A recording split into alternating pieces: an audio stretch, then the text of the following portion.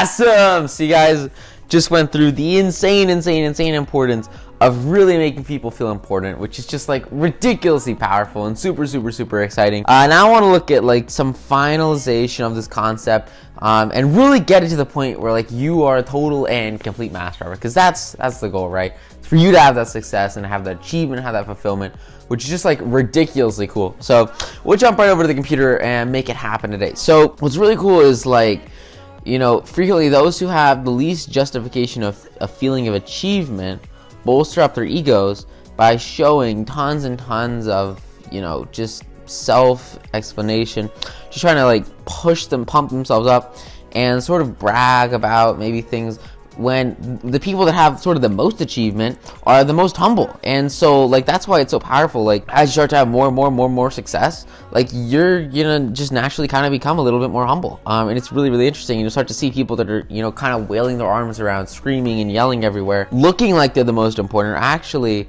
you know, way below the masters of the world. But it's just like this idea of humility versus trying to put everything out there. It's really interesting, because you'll start to see like the more and more success that comes towards you, you know, the more humility that comes. And so if you want to sort of get there faster, you can just start with humility.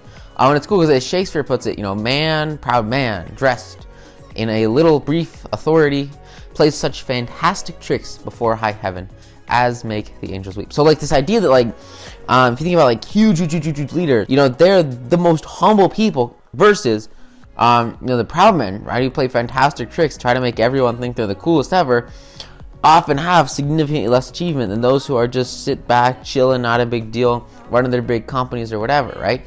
Because most businesses, at least a vast majority of the businesses that are making a lot of money in the marketplace, and that are contributing to most of the profits in financial markets, stock markets, you know, whatever, right? Like most companies are the boring companies that just lay low, make a lot of money, chill out, no big deal, no one focuses on them. You look at consumer cyclicals, you look at consumer staples, you look at just very basic fundamental brands and companies. I mean, they're billion dollar companies, so many of them. And they aren't worried about PR, they aren't worried about what people think about them. They just do what they do and they enjoy it, and they have their mission, they have their purpose. And what's so cool is like in business, you can use these principles in either situation, no matter if you're trying to get a lot of public attention or if you're just trying to chill back and let it happen, let it work. Carnegie has this really great example. He has a student who drove to Long Island with his wife and their relatives, and I mean, this example, it blew me away. It's changed my life ever since I learned about this and I started applying the principle in this example. It's insane. And it all comes down to this idea of humility and also being genuinely interested, which is really cool. So he drives to Long Island with his wife to visit some of her relatives, and she left him to chat with an old aunt. So they get to this old aunt's house, and what's cool is that they're at this house. This guy, he sits down, you know, with his wife's aunt, I guess, or his aunt. I don't know how they do it. He sits down with a relative, and they just start talking. And soon enough, you know, they're alone by themselves, and she starts to talk, and he realizes that he should just apply this idea of appreciation, right? He should apply this idea of caring about what she's talking about. And so he looks around the home and he's like, what could I ask her about that she would be passionate about? What could I ask her about that she cares about? And he sees that like this is a pretty, you know, kind of old house. And so he says, hey, you know, this house was built in 1890, wasn't it? And the aunt is like, yeah, that's precisely the year it was built. And he says, you know, it reminds me of the house that I was born in, and that I lived in. And she says, he says it's beautiful, well built, roomy. You know, they don't build homes like this anymore. And the lady, she does what? She agrees with him because he's agreeing with her. He's agreeing with her viewpoints, right? And she says, you're right. The young folks nowadays, he found her passion. They don't care for beautiful homes. All they want are small apartments, and they go off gadding around in their automobiles, right? But she says, this is a dream house. And he figures out that she's so passionate about this house. And her voice is vibrating with tender memories as she thinks about, you know, when this house was built with love, and how her husband and her dreamed about it for years before it was built. And they didn't have an architect. They planned the whole thing themselves, and they did it. I mean, this is obviously something that she is ridiculously passionate about. And so what he does is he focuses on her, right? And so they go through the house, and the aunt, you know, she shows this husband the home, and he keeps over and over and over a hearty admiration for the beautiful treasure that she picked up in her travels and cherished over a lifetime. He's looking at all the knickknacks and all the fun things she has. She's got like shawls, tea sets, china, beds, chairs, a lot of fun art that she sort of collected over time. And as they go through this, you know, Italian paintings, silk drape that had once been hung in French Chateau, he keeps saying over and over, wow, all this stuff is so cool, you know, looking at every single thing and listing off each of these things as really awesome, because these are things that the aunt cares about, right? And he's just adding value to this aunt, like just making her happy by expressing how cool these things that she likes really are, which is like super cool. And so after she goes through this process with the husband, they get to the garage, right? And so they go into the garage, and in the garage, jacked up on blocks, is this old Packard card, but it's in like mint condition, and it's like really cool. And so she's got this Packard card, which I guess was like new when this was written, and she says, you know, my husband bought this car for me shortly before he passed on.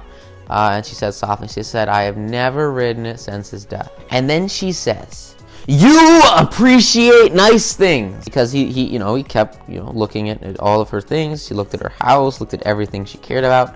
And he expressed a genuine interest in her things and her passions and her motivations and what she cared about. And she says, I'm going to give this car to you. And this guy's like, why, aunt, you overwhelm me. I appreciate your generosity, of course, but I couldn't possibly accept it. Not even a relative of yours.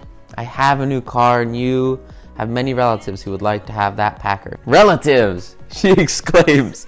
Yes, I have relatives who are just waiting till I die to get this car, but they're not going to get it.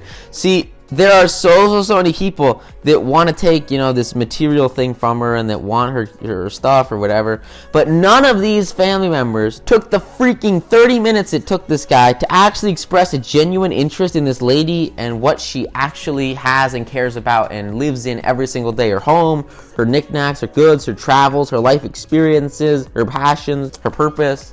None of them cared enough to do it. And the instant that this one person came into her life and started to just ask simple questions about her and what she was passionate about, all of a sudden, something crazy happens. This aunt, she says that rather than give this car to her relatives or maybe sell it to a secondhand dealer, or see strangers riding up and down the street with the car that her husband bought for her, this special car, instead of just giving it away, she's gonna give it to this one person, the only person who ever expressed a true care, a true interest, and a true passion about what she liked. And this husband, you know, he tries to get out of accepting the car, but he couldn't without hurting her feelings.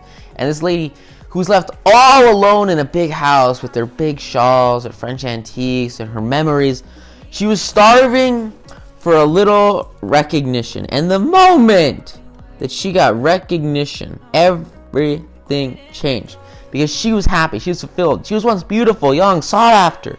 And she built this home with love and had collected things from all over Europe to make it beautiful.